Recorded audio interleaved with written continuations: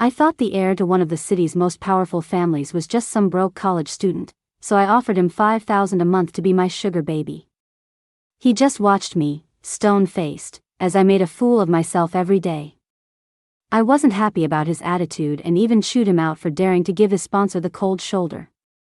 It wasn't until my parents dragged me to a fancy party to meet a potential match that I saw him, the center of everyone's attention, while my mom and dad were practically bowing to him.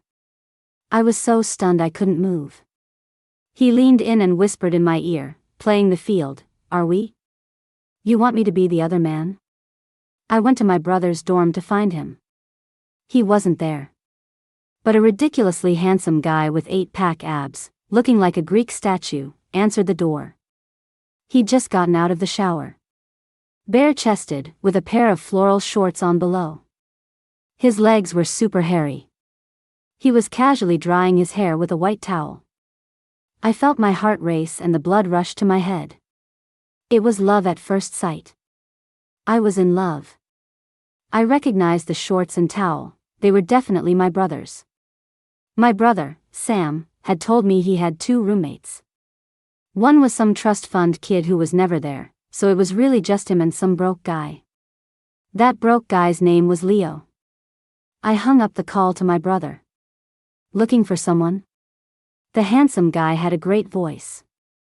He was tall, probably 6 feet 3 inches. Just standing there, he had this intense presence. Damn, it pays to be hot. I'm looking for my brother, Sam, I said. Then I just slipped past him into the room. He frowned, still standing by the door. He's not here. Sam also told me that Leo, despite being poor, had a lot of pride. But his mom got sick recently, so Leo was working nights at a bar, slinging drinks to save up for her medical bills. Sam said he tried to lend him money, but Leo refused to take handouts. My gaze softened with sympathy. I was looking for my brother, but now I'm looking for you. He closed the door, still drying his hair, and rummaged through Sam's closet, pulling on a patterned shirt. I thought it was a little weird. If Leo had so much pride, why was he using my brother's stuff? I swallowed hard, staring at his long legs, toned muscles, and broad back.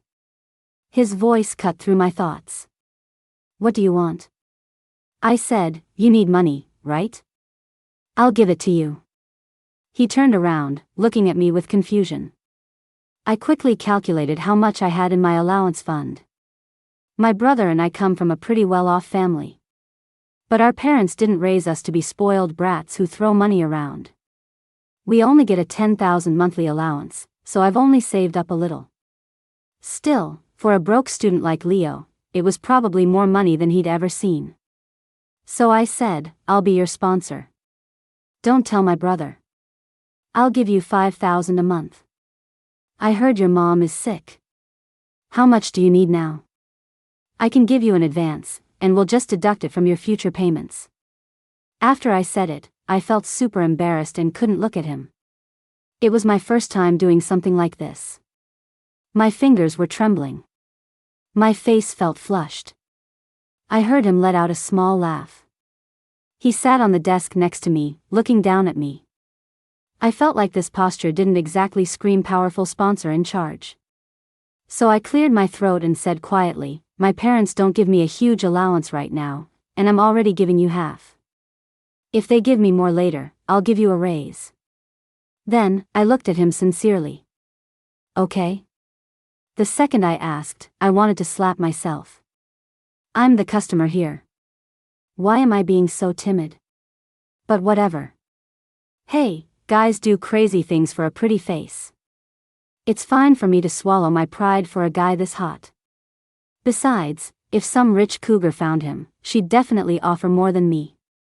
I can't compete financially, so I'll just have to provide emotional support. A long-fingered hand gently grabbed my chin, forcing me to look up at him. His eyes were ice cold.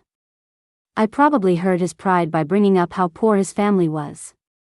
I was scared he was going to get angry and strangle me, so I instinctively grabbed his hand. The moment my hand touched his, a jolt, like static electricity, shot through both of us. "This is it. The chemistry of love. My heart was pounding. Do you even know who I am? And you want to sponsor me? I nodded. I know. You're my brother's roommate, Leo. I also know your mom is sick and needs money. My brother wanted to help, but you said you don't take handouts. If you're with me, you'll be working for it, listening to me. It's not a handout. It's a win-win. He seemed to laugh, but it sounded angry. After a moment, he let me go. I was a little reluctant to let his hand go. His hands felt so nice, long, pale fingers, warm to the touch. Once I held on, I didn't want to let go. I always thought I was such a goody two-shoes, never interested in any of the guys around me. Turns out, I'm just not interested usually. When I am, I'm shameless. He pushed my hand away, grabbed a cigarette from a pack on the desk, and slowly lit it, watching me through the haze of smoke. My scalp tingled. Okay, this Leo guy was not to be messed with. I was about to back down, say something like no hard feelings if you say no, and beg him not to tell my brother, because then my parents would find out and cut off my allowance. But after a long pause, he just said, fine. Huh. We left the dorm together. Correction, he followed me out. My parents have strictly forbidden me from dating. Even though I'm in college. They said they'll find someone for me, and that anyone I pick on my own will be unreliable. Ugh. So, I had to keep this on the down low. We went to the campus gate to get a cab. I don't go to this school, mine's next door, a 15-minute walk away. First, we went to a mall for dinner. Leo was a guy with pride. Even though I was his sponsor now. He acted more like the boss than I did. It was kind of embarrassing. Once we were in a private dining room, I took out my phone to get his contact info. Glancing at his phone, I said, "Whoa, is that the latest iPhone?" "It's a knockoff." No wonder he couldn't resist my offer. His profile picture was a dog. With his hand on the dog's head. His hand looked really nice. "How much does your mom need?" I asked. He took a sip of water. "You decide." I thought for a moment, biting my finger. "How about I give you 5,000 for now?"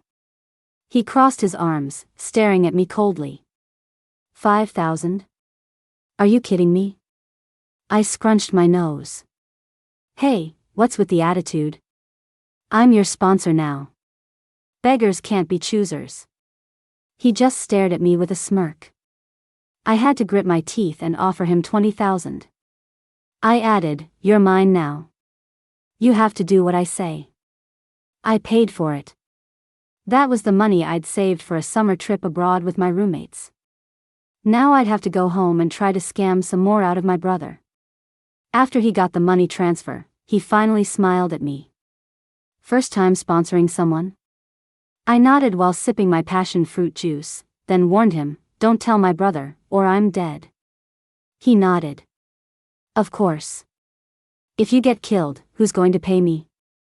Feeling bold, I reached out and touched his hand, which was resting on the table. He didn't move, just calmly watched my timid, creepy advance.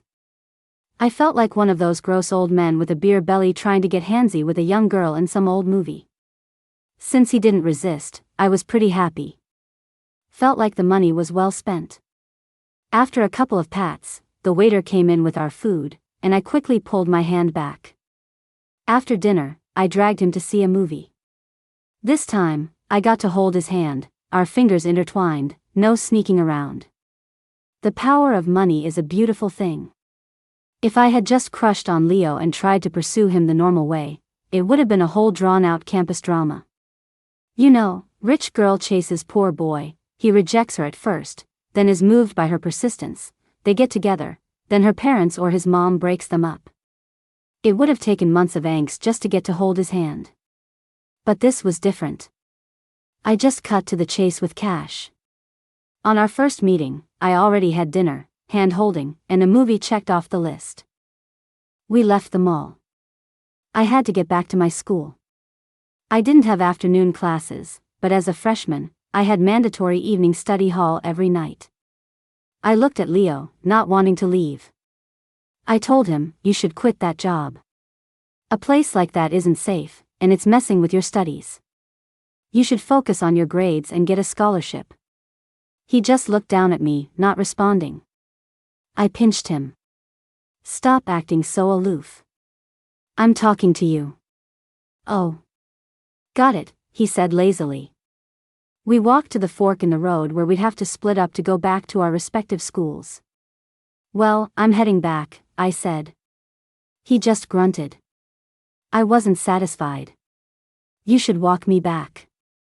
I just spent all this money on you. You're supposed to keep me happy." He patted his pockets. "Buy me a pack of smokes." I forgot mine. I wanted to smack him. "You're this broke and you're buying cigarettes? No more smoking. If you smoke again, I'm docking your pay." If he wasn't so much taller than me, I would have grabbed him by the ear and given him a real lecture. "All right, boss.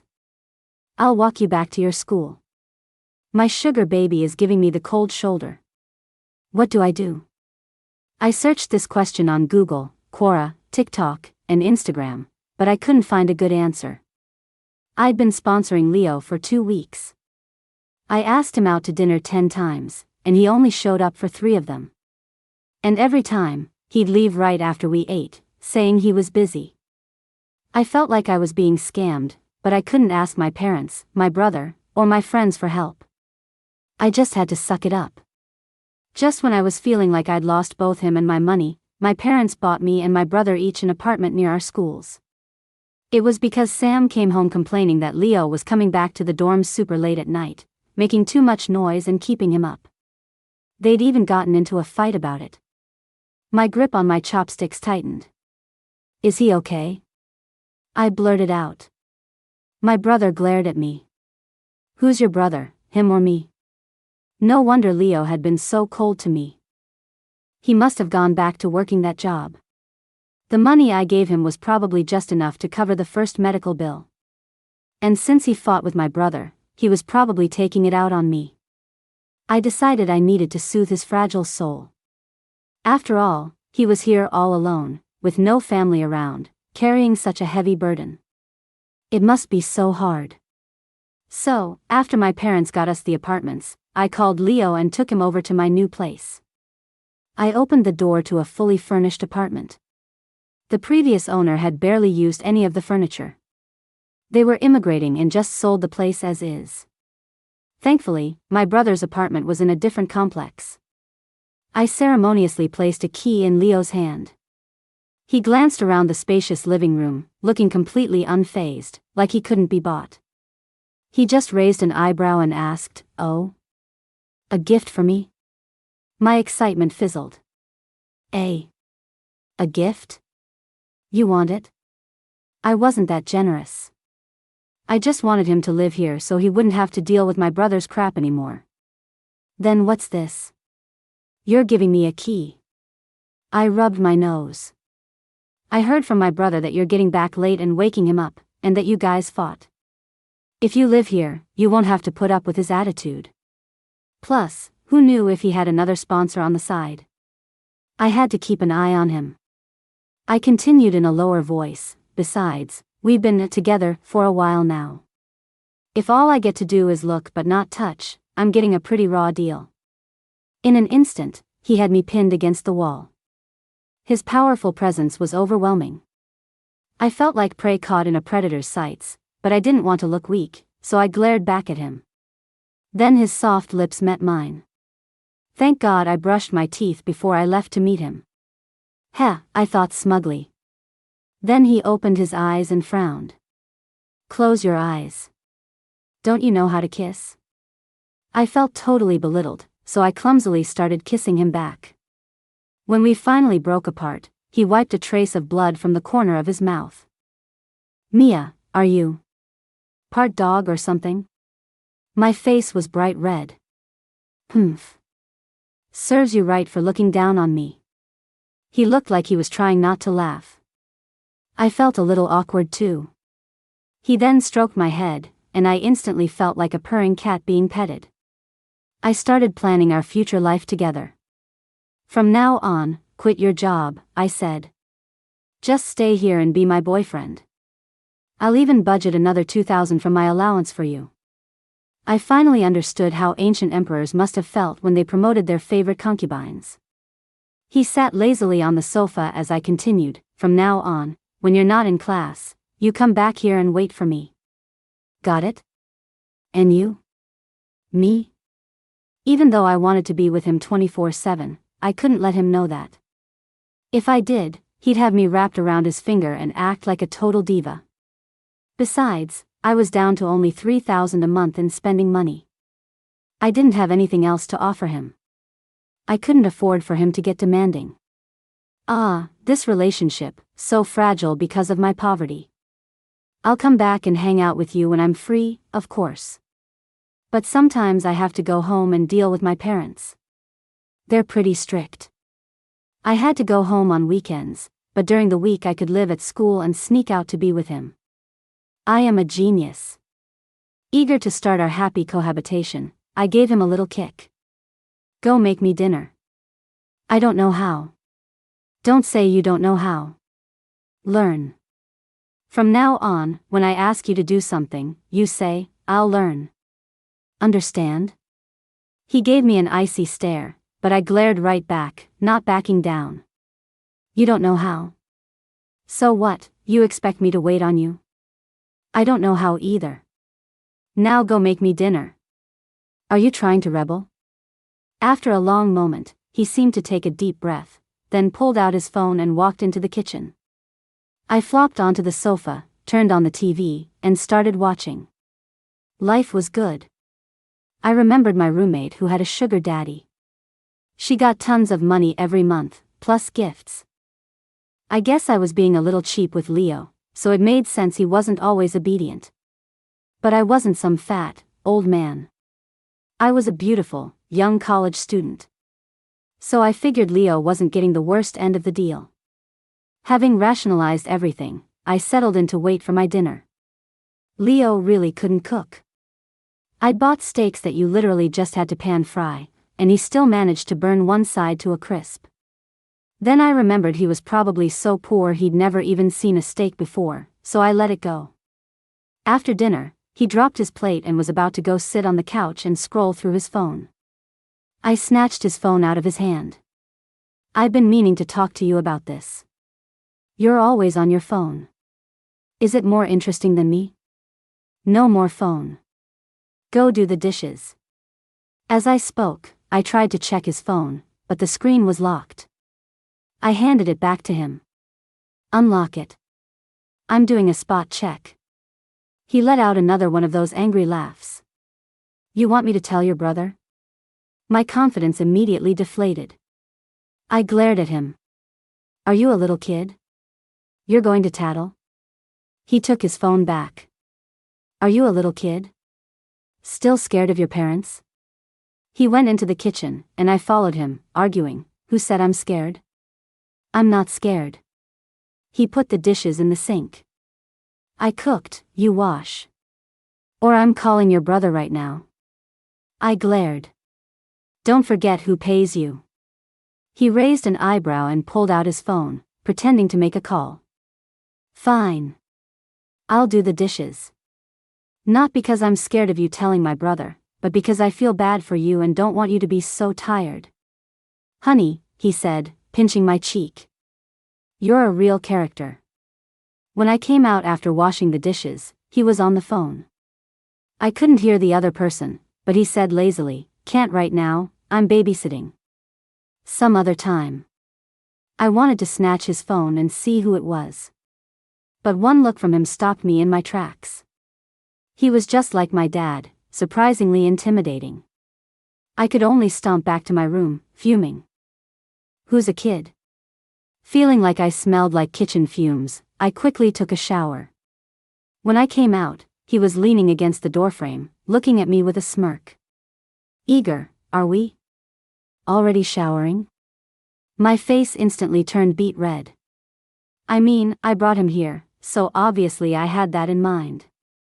Otherwise, why would I spend all that money just to look and not touch? What a rip-off. Besides, I always felt like a girl's first time should be with someone she really likes. And I really liked Leo. Sure, he was poor, but he had integrity. Humph, I snorted, pulling the curtains shut. Grandma's going to show you whether I'm a kid or not. After starting our shameless life together, I felt like life couldn't get any better. Although Leo, my canary, wasn't always obedient and sometimes even made me do chores or help him out, not exactly the model sugar baby. And in bed, he didn't exactly follow my lead either, showing some rebellious tendencies. But overall, he was worth every penny. I was walking on sunshine every day, wishing I could just stick around the apartment with him, eating, watching movies, and then tumbling into bed. Until summer vacation arrived. I knew Leo's hometown was in Sea City. I was worried he'd want to go home to take care of his mom. "Where are you going for the summer?" I asked him. We were in that post-sex calm. He was looking at his phone, and I was lying on his chest, playing a game on mine. I'd occasionally stroke his abs. "Where should I go?" "Whoa, he's actually asking for my opinion. Obviously you should stay here with me. I'll sneak out to see you." He gave me a slightly contemptuous look. "What are you doing for the summer?" I sighed. Before college, summer vacation was all about prep classes. It was academic hell. Otherwise, a slacker like me never would have gotten into a top university. Now, for this summer, my mom said she was going to start taking me to meet potential suitors. The plan was to find a guy from a good family, date a little, and get married while still in college. These high society marriages always happen early. And all the good guys get snatched up fast anyway. But I couldn't tell him any of this. "Oh, nothing much," I mumbled. "Just lounging around at home." I felt a little guilty, like I was cheating on Leo. Because that very night, my mom was taking me to a party. Apparently, a lot of the who's who of the city would be there. She even bought me a new outfit that cost a fortune. His eyes lifted from his phone and fixed on me. "What did you do that you're feeling guilty about?" I was about to remind him of his place and tell him to stay out of my business when my mom's call came through. I couldn't ignore it. I shushed him and answered, "Mia, where the hell are you? Get back here right now, the stylist is already at the house." I stammered a reply, quickly threw on my clothes, and rushed out. Before I left, I told him, "Be good and wait for me here." It was already past 3 in the afternoon by the time I got home. After getting my hair and makeup done, I left with my parents and my brother. I had to use a lot of concealer to cover up the marks Leo had left on my skin. On the way there, my mom was non-stop telling me which family's sons were single and also looking to be set up, telling me to keep my eyes open. I wanted to text Leo, but I didn't dare do it with them watching. I'd almost been caught once before. My brother saw me grinning at my phone and asked if I had a boyfriend. After my mom finished, my dad said to my brother, "You need to build a better relationship with that young heir." If he hadn't given us that tip, our family would have lost everything. My brother said, "Yeah, I know. But he's barely ever on campus. We only really talked that one time we played basketball. I haven't seen him much since. I heard he's going to be there tonight, so I'll go say hi." My mom added, Yes, go make a good impression." My brother stared at me. "Mia, you're so shallow when it comes to looks, but don't go falling for just anyone. That guy is handsome, but he's way out of our league. Don't get starstruck."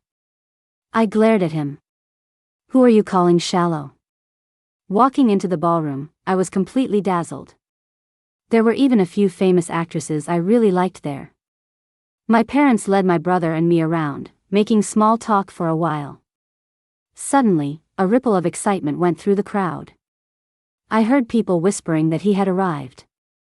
Who was he? My mom was in the middle of introducing me to Mrs. Davenport's son. Hearing the commotion, they all stopped talking and looked toward the entrance. "The son, Ethan," whispered in my ear, "the one from the Prescott family. I heard he was coming." In this city, there was only one Prescott family, and their name was legendary. I looked over with everyone else, curious to see what the big deal was. And there, at the center of a fawning crowd, was a tall, stunningly handsome man, Leo, the guy who was supposed to be waiting for me at home, being escorted in. He saw me, too, and the people I was with. I felt the blood freeze in my veins. My whole body went rigid. A few moments later, he walked over. My parents, my brother, and the Davenports were all incredibly warm, acting like they were his oldest friends. After a few pleasantries, he asked my parents, "So, what's the occasion for your two families?" My mom said sheepishly, "Just letting the kids get to know each other." Then she introduced me. "This is my daughter, Mia. She's a freshman at Queen's University." So, a blind date, he concluded. How had I never noticed before that when he spoke like that, it was impossible to tell what he was thinking?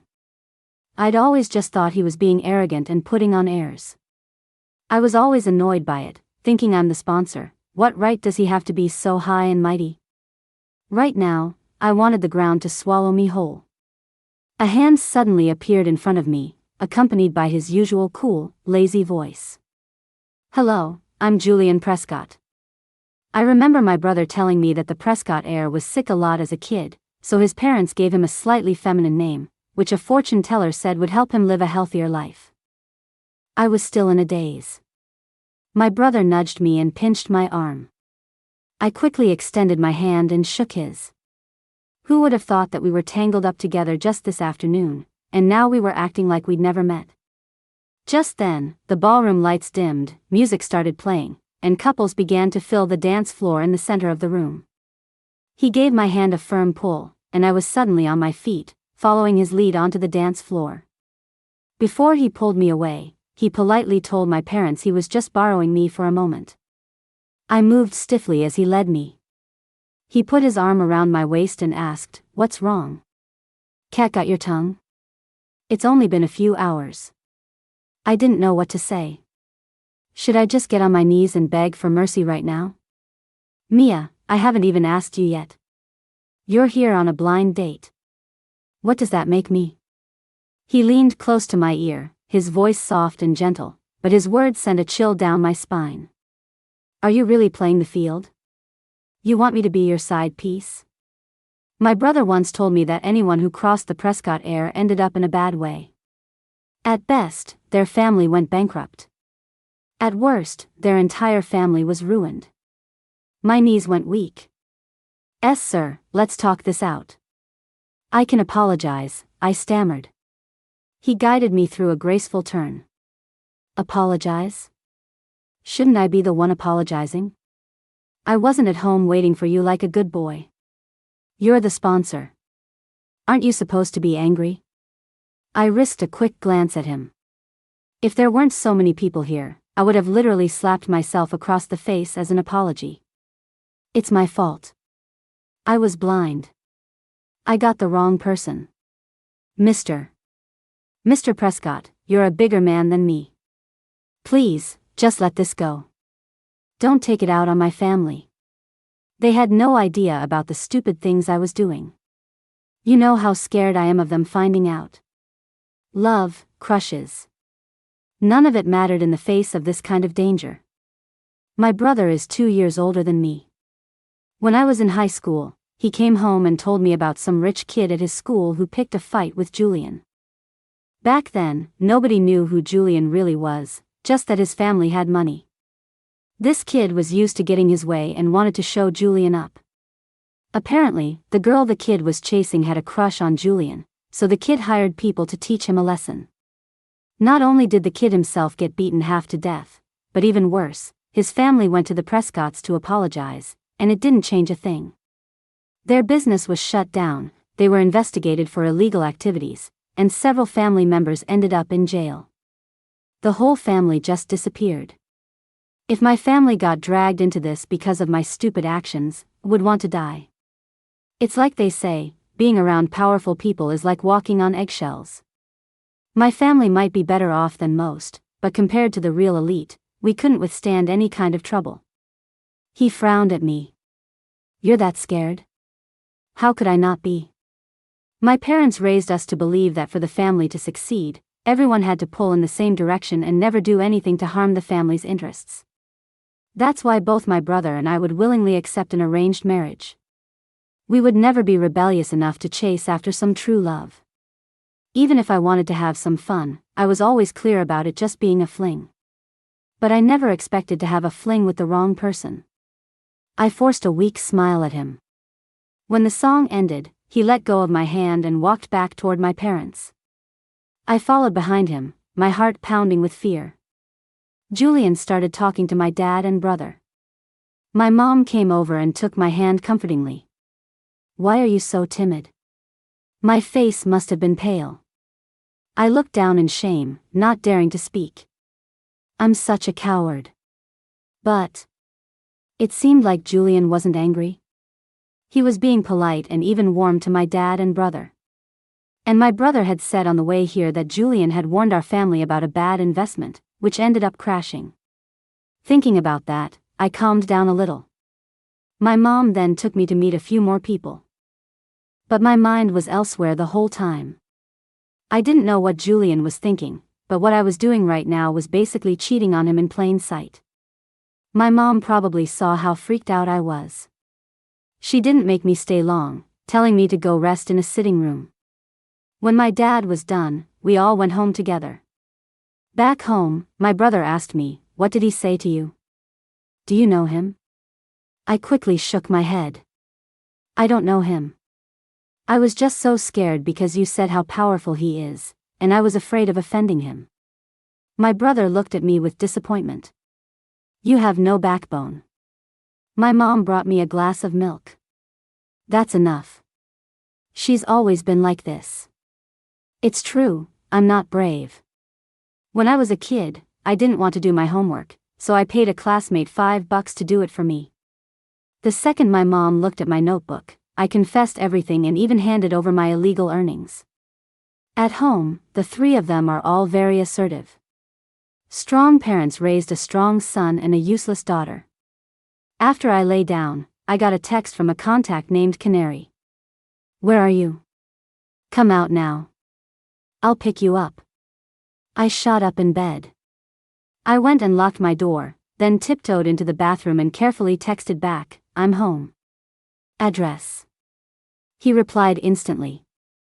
I chewed on my finger, debating whether I should just break up with him and offer him the apartment my parents bought me as a peace offering. This was one meal I couldn't stomach. I just wanted to put him on a pedestal and pray to it every day. If my parents found out I dared to sponsor a man, and that I'd messed with someone this powerful, they would kill me. And they'd definitely cut off my allowance. Before I could make up my mind, he called. I answered, trembling. "Hello? Address." I used to think his short, clipped way of speaking was him being arrogant and playing hard to get. Now I knew. The guy was just born into wealth and couldn't be bothered to waste his breath on a mere mortal like me. Fine. I'd talk to him in person and try to figure out what he was thinking. I gave him my address, and he said he'd be there in half an hour. I quickly changed and listened carefully for any sounds from outside my room, terrified of getting caught on my way out. Thankfully, I made it out without any drama. Seeing his car parked a little ways down the street from my house, I started remembering all the little details. The clothes he wore were all unbranded. I'd assumed he bought them at some cheap market and thought he had good taste, making bargain clothes look like high fashion. I figured it was because he was handsome, a walking mannequin. I was probably overthinking it. They were most likely custom made. And he always seemed busy, with lots of friends calling him. I thought they were calling him for part-time jobs, like waiting tables or selling drinks. Now it was obvious they were just his friends, asking him to hang out. And there I was, acting like a clown, telling him I was his sponsor and that he had to serve me every time he didn't do what I wanted. Looking back, the fact that he didn't punch me shows incredible restraint. "What are you staring at?" he asked without taking his eyes off the road as he drove. I twisted my fingers together. "Where are we going?" "Home." He spat out the word coldly. He was clearly a little angry. He knew from the beginning that I had mistaken him for someone else, but he never said a word. I was wrong, but was he completely innocent? Besides, I paid him. Feeling a little more confident, I went with him back to the apartment we shared. He took off his suit jacket and said, "I'm going to take a shower." Oh. I snapped back to reality and proactively got his pajamas for him. Normally, I would never do that. He gave me a half smile, and I gave him a fawning one back. He just shook his head and went into the bathroom. It was the longest 15 minutes of my life. I even made him a cup of honey water, since I saw he'd been drinking. He came out with a towel wrapped around his waist, drying his hair. "All right, talk," he said. His posture was casual, but his tone was demanding. I felt like a criminal being interrogated. I swallowed hard, forcing my eyes away from the water droplets trailing down his abs. When I met his icy gaze, I couldn't hold it and looked down. "I'm sorry." He tossed the towel aside. "Sorry for what?" "Elaborate." I had no choice but to confess everything. "I'm sorry, I didn't know you weren't Leo. I thought you were, and I wanted to help you by giving you money." He raised an eyebrow. "So what you're saying is, I'm not as good as Leo, is that it?" My eyes widened, and I shook my head frantically. No. If I knew you were so important, how would I dare to disrespect you? I added the explanation in a small voice, glanced at him, then lowered my head again in apology. He lit a cigarette. The sharp click of the lighter made my heart jump. I used to lecture him about how gross his smoking was, how he'd get lung cancer and was selfishly making me breathe his secondhand smoke. I'd even snatched his cigarettes and thrown them in the trash. You know, there really is a huge difference between when someone has power and when they don't. Before, when he gave me that dead-eyed stare, I wasn't scared. I'd glare right back, pinch his cheeks, and ask him if he was trying to start a rebellion. Now, he was just sitting there, not saying a word, and I was so scared my legs were shaking. It was the same kind of fear I felt in first grade when I couldn't remember my spelling words and the teacher made me stand in the corner. "Keep going." I swallowed. I'm sorry I went on a blind date behind your back." That seemed to pique his interest. He leaned forward, closer to me, and tilted my chin up, forcing me to meet his eyes. "You know, I've been wondering," he said. "You're with me, but you're also going on dates. Are you trying to be one of those players? A girl in every port? You want to make me your side piece?" He was smiling, but his eyes were pure ice. When I thought he was Leo, I wouldn't have dared let him know I was going on dates. Now that he was Julian Prescott, it was a million times worse. I stammered, "No, never, I. My eyes darted around. I'd never thought about the future. My life was always planned out for me by my family. They had more life experience than I could ever hope for, so I never had to worry about anything. Even if I did mess up, they could fix it. At least, that's what I thought when the person in front of me was Leo. He clicked his tongue and let me go. "You're really scared of me?" I bit my lip, and tears started to fall. So pathetic. Even if he wasn't Julian Prescott, even if he was just Leo, he wouldn't have been happy to find out I went on a date. Like I said before, he was arrogant and proud. "What, are you the victim here? Why are you crying so hard?" He tapped the ash from his cigarette. "So what should I, the actual victim, do? Jump off a building?" I snapped my head up to look at him. What did he mean? He didn't think I needed to jump off a building to appease him, did he? I wiped my tears and asked, my voice choked with sobs, "If jumping would make you not angry anymore, can I jump from the second floor? I'm scared of heights." He just stared at me for a long time without saying anything. Finally, he sighed. "Did your parents ever have your IQ tested when you were a kid?" I had no idea why he suddenly changed the subject, but I answered, "No." The only sound in the room was my sniffling. After a while, I asked, "Can you forgive me?"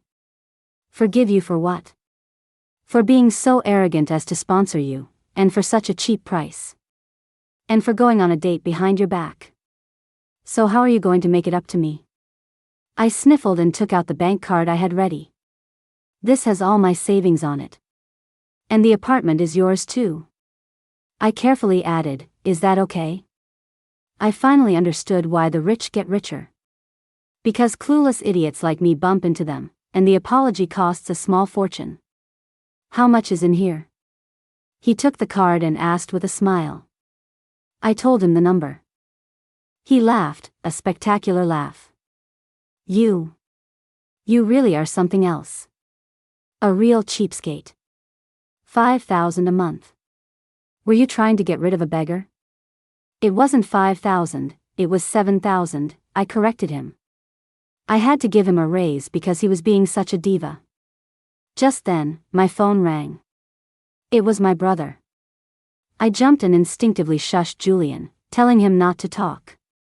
Then I remembered he wasn't the same person anymore, and felt incredibly awkward. I had no choice but to answer. Open the door. Before I left, I'd locked my bedroom door from the inside. To create the illusion that I was asleep. I pretended to be groggy. Sam, can we talk tomorrow?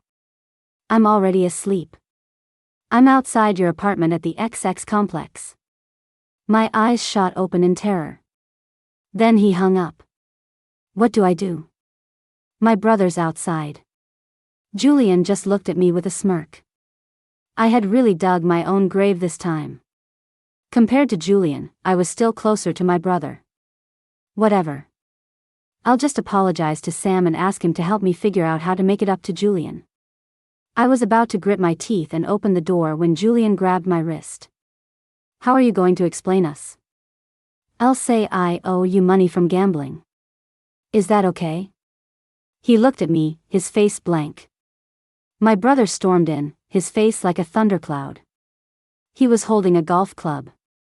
The first thing he said was, "Tell that son of a bitch to get his ass out here. He thinks he can mess with my sister. He must have a death wish." I flattened myself against the wall, wishing I could merge with it. I still have vivid memories from my childhood of my brother beating anyone who bullied me to a pulp. It was terrifying and comforting at the same time. It's also one of the reasons I'm such a pushover. Sam, calm down. This time, you probably. I hadn't even finished the words can't win. Julian, now fully dressed, walked out of the bedroom. He still had a cigarette between his fingers. He looked at my brother calmly. You were looking for me? My brother froze. Half an hour later, Julian was sitting leisurely on the sofa, smiling warmly. He said to my parents, "Sir, ma'am, please, have a seat." Yes, after my brother froze, I quickly whispered the whole story to him. He gave me a look that could kill, then apologized to Julian. Julian didn't say anything, just kept up his fake smile. Then my brother called my parents and had them come over too. My parents arrived, wiping sweat from their brows, and immediately started bowing and apologizing to him. Only then did Julian's expression soften. He even told my parents to sit down. He said, "It's my fault. I was dating Mia and made her feel so insecure that she went on a date behind my back." I stood to the side with my head down, feeling like a student whose parents had been called to the principal's office for my execution. My dad immediately apologized. "It's our fault, our fault. We didn't raise her right. She doesn't know anything, she's so irresponsible. We apologize, Mr. Prescott. She's just being childish, please don't hold it against her. If there's anything I can do, just say the word. I'll do anything. Sir, you're my elder, you're being too kind. Mia and I are genuinely in love. I thought she was being forced to go on that date. I wasn't. No one forced me." I quickly spoke up. If he was going to blame someone, he should just blame me. I didn't want my parents to suffer. My mom shot me a sharp look. "No one asked you." "Shut up." I shut up. Julian then said, it's alright. It's my fault for not giving Mia enough security before. Hopefully, if I treat her better in the future, she'll learn to behave herself. Behave herself? Yes, of course. She will absolutely not be going on any more dates, my parents said, smiling. Then Julian said, "It's getting late. Sir, ma'am, would you like to stay the night?" My parents quickly made their excuses and left, taking my brother with them. Julian went back to the bedroom. I looked at the empty living room, completely lost. What on earth did Julian want? My brother sent me a text telling me not to piss Julian off and that he'd deal with me tomorrow. My stomach clenched. I was scared he'd hit me, and scared of being yelled at. I tiptoed back into the bedroom. Julian was already asleep. I could tell he was still angry. But I didn't know what to do. I couldn't handle Leo. I definitely couldn't handle Julian. I couldn't figure him out at all. "Come here." He said it with his eyes still closed. I froze for a second, then climbed onto the bed next to him and whispered, "I'm sorry." The dim light from the wall lamp made the contours of his face look even deeper. A wave of sadness washed over me. I really, really liked him. I'm a sucker for a handsome face, after all. But if he was Julian Prescott, then I couldn't like him anymore. When I thought he was Leo, we had no future. But with him being Julian, we had even less of a future. He opened his eyes and pulled me into his arms. "How do you always miss the point?" "Because I was bad at English," I said. "I could never get the reading comprehension questions right. Just give me the right answer, and I'll memorize it from now on, okay?" I wrapped my arms around his lean waist. "I'll do whatever you say from now on. If you say east, I won't go west." He chuckled softly. "Wouldn't that be unfair to you? My sponsor?" "Don't tease me," I said, my face grim. "My parents are going to kill me. So is my brother. This whole thing was a mistake from the start. I never should have gone to my brother's dorm on a whim that day. And I shouldn't have let my hormones get the better of me and offered to sponsor Julian." Looking back on our time together, I felt like I'd gotten the short end of the stick. And he still hadn't mentioned breaking up. If we stayed together, I'd have to walk on eggshells, wait on him hand and foot, and always give in to him. I would definitely be the one losing out. But I didn't dare say let's break up now. He was already mad that I'd lied to him by going on that date. I didn't want to add fuel to the fire. And he forced my parents to come over and make those promises. Didn't that mean he was in complete control of our relationship from now on? He wasn't going to try to get revenge on me by making me his mistress, was he? With that terrifying thought, I fell asleep in his warm arms. The next morning, Julian made breakfast, just like he used to. His breakfasts were simple, not quite up to my standards, but now that his identity was different, I was filled with awe and a little regret that I hadn't woken up earlier to suck up to him. Instead, I slept like a log. After breakfast, he left. I didn't dare ask where he was going. I was still slowly eating when a text from my brother came through, telling me to come home when I had a chance. When I got home, my parents and brother were sitting in the living room like a firing squad, waiting to pass judgment on me. I hung my head and told them the whole story again. I'd really screwed up this time. And Julian had even taken all my savings. There was a reason guys like him were so rich. If he dated a few more girls like me, he'd be a billionaire in no time. I got hit. My mom smacked my palms with a feather duster. It really hurt. They told me to wait and see what Julian wanted. If he wanted to keep things as they were, should just play along and not piss him off. If he wanted to break up, should just get out of his life quickly and quietly. Then it was finals month. The agony of final exams. As painful as it was, it gave me a temporary escape from the shock of my sugar baby turning into a high society heir.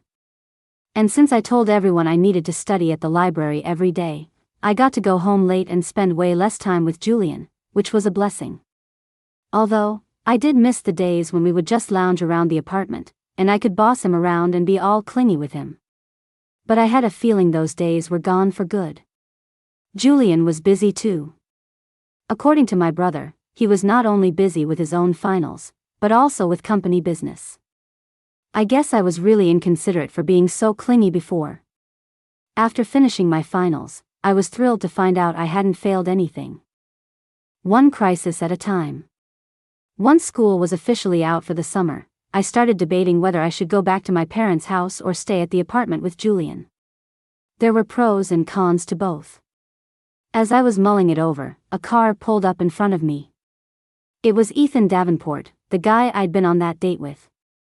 He said he figured I'd be done with my exams and wanted to take me out to dinner to celebrate.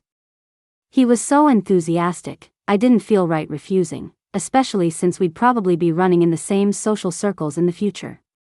Besides, if things didn't work out with Julian, it would be good to have options. When Julian wasn't around, I was still pretty bold. So we went to a restaurant, laughing and talking. Unlike Julian, who was always so reserved, Ethan was a great conversationalist, witty and charming. I realized I really hadn't seen enough of the world. There were so many different types of guys out there. I'd only ever been with Julian, and I thought I was obsessed with his cool, aloof vibe. But who knew? Maybe if I met a sunny, cheerful, handsome guy, I'd fall for him just as hard. I decided I needed to broaden my horizons. If Julian and I broke up, I wouldn't go on any more blind dates. I would just date, a lot. Collect all 99 types of men. Maybe I'd even make a scrapbook and categorize them. That would be so satisfying. Like my old plant specimen collection. Just as I was happily daydreaming about my future, Ethan suddenly stood up, looking surprised and very polite. "Mr. Prescott, what a coincidence." I turned in surprise and saw Julian staring at me coldly. He completely ignored Ethan's outstretched hand. Ethan looked at me, then at Julian, and quickly made his excuses and left. Julian sat down across from me, his face grim. "What are you doing?" "Having dinner with a friend," I explained in a small voice. "I just ran into him, and he offered to buy me dinner. It felt rude to say no, so I came. I didn't mean anything by it." He curled his lip into a cold sneer. "Do you think I believe that? I feel like you don't trust me, and I don't know why you think that way, but I would never dare to cross you. My parents even promised you that I would be good. I don't see what you get out of being so suspicious of me." Then I carefully added, "I'm a good girl. I've never even had a boyfriend before you. But you, on the other hand, I'm definitely not your first. Shouldn't I be the one who's more worried? You know how I can tell when you're feeling guilty?" He stared at me. "You talk a lot." "That's not true. The last time you caught me on that date, I didn't say much. That's because you weren't sure if I was going to take it out on your family." He had me there. I had no comeback, so I just apologized meekly. "I'm sorry. I won't have dinner with other guys anymore. And if I do, I'll let you know beforehand, okay?" He gave a haughty nod. So intimidating. It really was like being with a tiger. For the summer, I didn't go to either of my family's homes. I moved into Julian's massive penthouse apartment. It was close to his office, so it was more convenient for him. And he started taking me to his business gatherings and introducing me to people. My parents thought he was either being serious with me, or just seriously playing with me. They told me not to get my hopes up. My brother told me not to fall in love with Julian, because if he dumped me, I'd be a wreck. I thought my brother was overthinking it. I survived the hell of college entrance exams. How could I let myself get destroyed by a relationship? After being on edge for a while, I realized that being with him wasn't that different from before. Even when he was pretending to be Leo, he was still arrogant. When I asked him to do things, he'd negotiate. He never just did whatever I wanted. It wasn't that different from him being Julian. The only difference was that now I didn't dare to order him around. If I wanted a drink while watching TV, or a piece of fruit, I got it myself. I'd gone from being a helpless baby to an independent woman. Whether or not he'd deign to wait on me depended entirely on his mood. One day he came home in the afternoon, and I was still asleep. I'd been secretly playing on my phone until the early hours of the morning. The maid had come and made dinner. He asked me, "What did you do today?" I chewed on my chopsticks and said hesitantly, "I didn't go out. I was sleeping. I slept all day and didn't talk to anyone." There was no way I could be in trouble for that. Another good thing about being with him was that he never cared how late I slept. At my parents' house, they were convinced that skipping breakfast was bad for my health, so they'd always wake me up and lecture me. After I spoke, I happily picked up a piece of salmon. Salmon, my favorite. "Is this how you're planning on spending your whole summer?" I snuck a peek at him. "I was planning on going abroad, but I don't have any money now. My roommates were already in Europe. My parents weren't giving me an allowance anymore. They just loaded up my meal card with a few $1,000s and told me to eat at the school cafeteria if I was hungry. That way, I wouldn't have any spare cash to go around sponsoring men. Julian had confiscated my money, saying he'd manage it for me and that I should just ask him if I needed anything. Then you can come to work with me tomorrow. When I get a vacation, we'll go on a trip together." I pointed at myself, wanting to object, but I couldn't, so I just gave up. My life was completely planned out for me. I'm such a useless person. In elementary, middle, and high school, my life was all laid out. I just had to follow the path with my eyes closed. It was the same now. It turned out that Julian was only a vice president of a department. I thought a guy like him would be parachuted in as the CEO. He really was busy. At work, he was a completely different person. Colder, more focused on efficiency. Oh my God, seeing him so decisive and competent, I had no idea how he tolerated a useless person like me for so long. I was assigned to be an intern in the secretarial pool, doing things like running messages and getting coffee. Then the old chairman called me into his office alone, saying he wanted to have a talk. I quickly texted Julian, scared I was about to be harassed. And I had promised him that I'd report in beforehand if I was ever going to be alone with another man. But he just replied calmly, "Do your best." I was so confused. It turned out the chairman was his uncle. He just asked me about my family and said that if Julian ever bullied me, I should tell him, and he'd teach Julian a lesson. He also said he wanted to invite my family to dinner over the weekend. Things were moving so fast. We were already at the meet the parents stage. I called my mom that afternoon and told her what happened. She drove over to meet me and pulled me into a coffee shop downstairs to talk.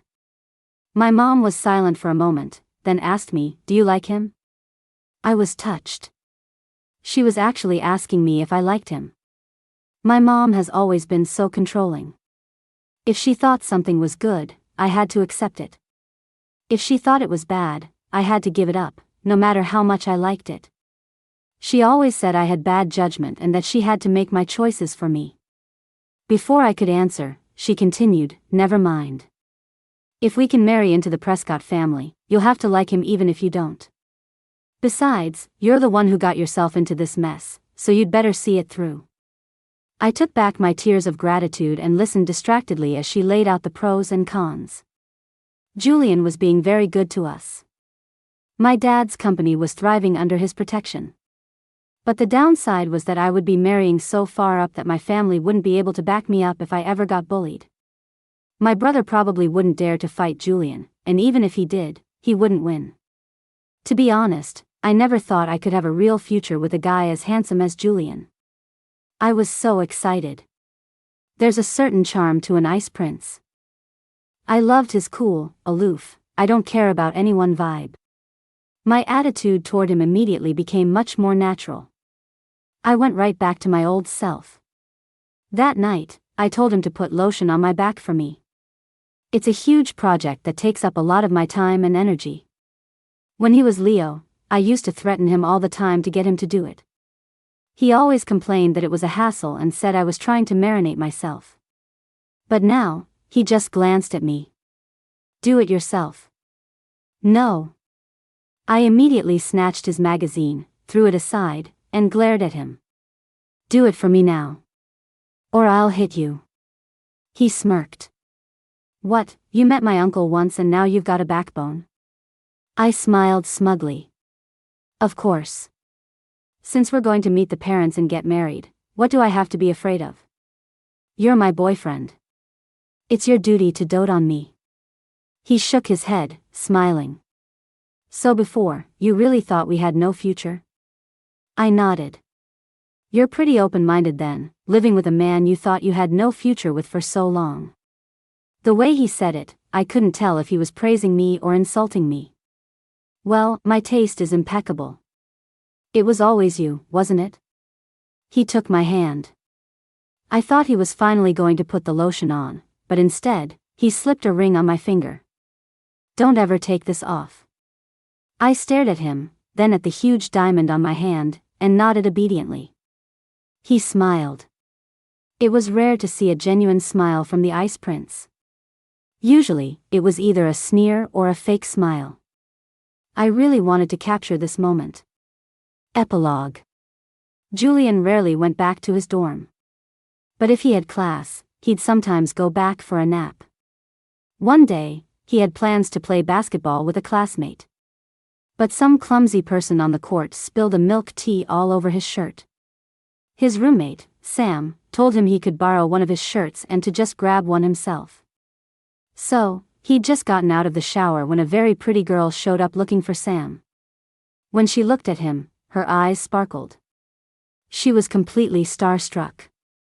She also seemed much more innocent and pure than other women. Yes. He thought she was a goody two-shoes. But then she brazenly announced that she wanted to sponsor him. For $5,000 a month. And she acted like she was being incredibly generous. He told his buddies about it, and they all died laughing, saying his market value had plummeted. He was a hot college guy, after all. On a whim, he agreed. He just wanted to see the look on her face when she found out the truth. He quietly watched her act out every day, shamelessly asking him out to dinner. Complaining that he was all for show and no action. And scolding him for not knowing his place and how to serve his sponsor. He really wanted to smack her. Sam had once told their group of friends that his sister was very sweet and well-behaved, with no flaws other than being a little lazy. He slowly started to find being with her interesting. She was a coward who always tried to act tough. She was always trying to boss him around, but the moment he showed any authority, she'd back down. The second he mentioned telling her brother, she'd cave and beg for mercy. She was a real pro at knowing when to fold. He'd had a girlfriend before. They dated for a month, and he got bored. She was too eager to please, too accommodating. It wasn't that she was bad, it just didn't feel like a relationship. It felt like he'd hired an assistant. It wasn't interesting. Mia was interesting. She managed to find new ways to be clueless every day. But she was also incredibly cheap.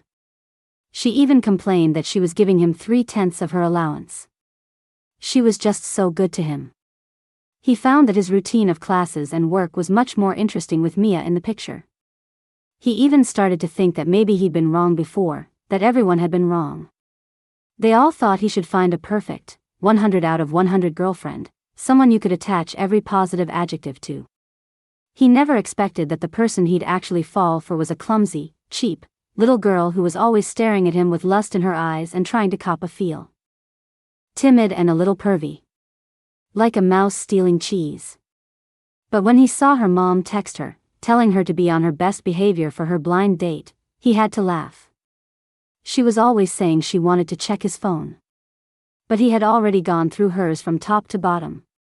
He'd even set up location sharing on her phone, so he knew where she was at all times, though he never let on. Her search history included, what to do when my sugar baby is giving me the cold shoulder, do I have to tell my sugar baby I'm going on a blind date, how to be a guilt-free player, how to have a lover without anyone finding out. She was the kind of rebellious kid who'd been so controlled for so long, who'd put on a good girl act for so long, that she had to act out in secret. Except her rebellious phase was responsible enough to wait until after her college entrance exams. Julian was both angry and hurt. He really wanted to smack her.